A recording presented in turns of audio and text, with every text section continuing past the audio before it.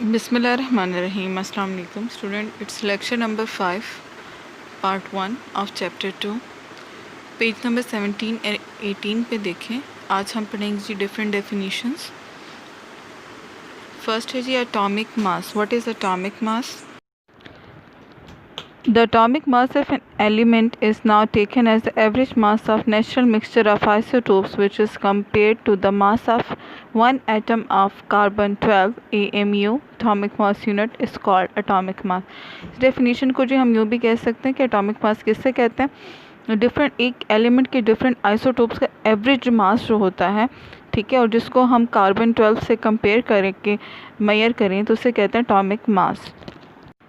अच्छा जी, इस डेफिनेशन को समझने के लिए पहले तो हमें ये पता होना चाहिए कि व्हाट इज़ एटॉमिक मास और मास नंबर में क्या डिफरेंस है.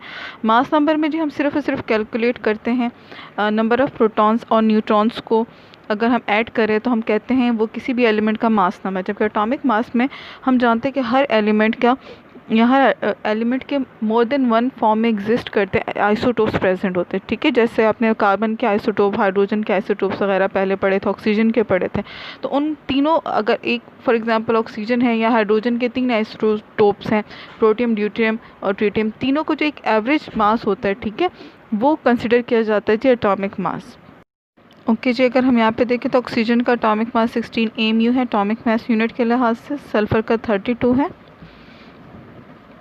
नेक्स्ट आती है definition formula. What is formula? Formula is a combination of assembles of atoms और ions that are held together chemically in a compound. ये क्या है? कॉम्बिनेशन है डिफरेंट एटम्स या आयंस की. यानी किसी भी कंपाउंड के अंदर अगर डिफरेंट एटम्स और आयंस कंबाइन हो तो वो एक फार्मूला बनाते हैं या उसको एक फार्मूला कह सकते हैं. लाइक सोडियम एक एलिमेंट है, ठीक है, और क्लोरीन एक है एटम है, और एक जो है क्लोरीन का, वो दोनों कंबाइन करके क्या बना रहे हैं? सोडियम क्लोराइड, ठीक है. यानी 2 एटम्स या 2 आयंस जो है वो कंबाइन करके एक कंपाउंड बनाते हैं, तो दे कलेक्टिवली मेक अ फार्मूला. यहाँ पे आपको डिफरेंट फार्मूलाज नज़र आ रहे हैं. सॉल्ट का फार्मूला है NaCl, शुगर या सुक्रोज का फार्मूला है जी C12H22O11. विनेगर का भी नज़र आ रहा होगा. सोडियम बाइकार्बोनेट का भी आपने देखा.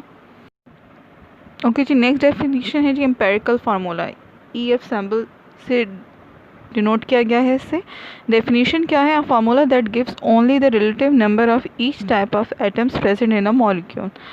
अच्छा जी, यानी ये एक सिर्फ और सिर्फ रिलेटिव नंबर बताता है हर एटम्स के जो किसी भी मॉलिक्यूल में प्रेजेंट होते हैं, ठीक है जी.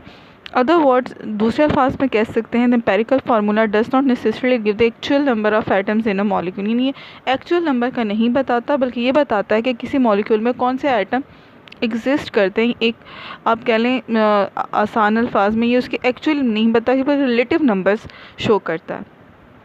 इसको आप यूँ एक्सप्लेन कर सकते हैं with the help of example.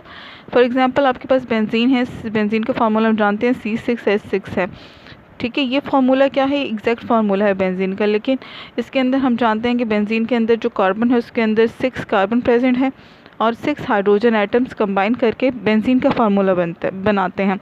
जबकि the ratio of carbon to hydrogen क्या है? अगर आप सिंप्लीफाई इनकी दोनों की रेशियो लेंगे तो 1 और 1 की है. तो अगर हम एम्पेरिकल फार्मूला लिखना चाहेंगे तो बेंजीन का हम लिखेंगे CH, ठीक है जी. वाइल इट्स मॉलिक्यूलर फार्मूला क्या है? वो है C6H6. यानी इसमें सिर्फ रिलेटिव नंबर शो किया गया है, एक्चुअल नंबर या तादाद कार्बन या हाइड्रोजन एटम्स की वो नहीं शो की गई. तो वो ऐसे तमाम आप कह लें फार्मूलाज को हम कहते हैं empirical formulas. I hope you understand. आपका होम टास्क है जी लर्न ऑल डेफिनेशंस.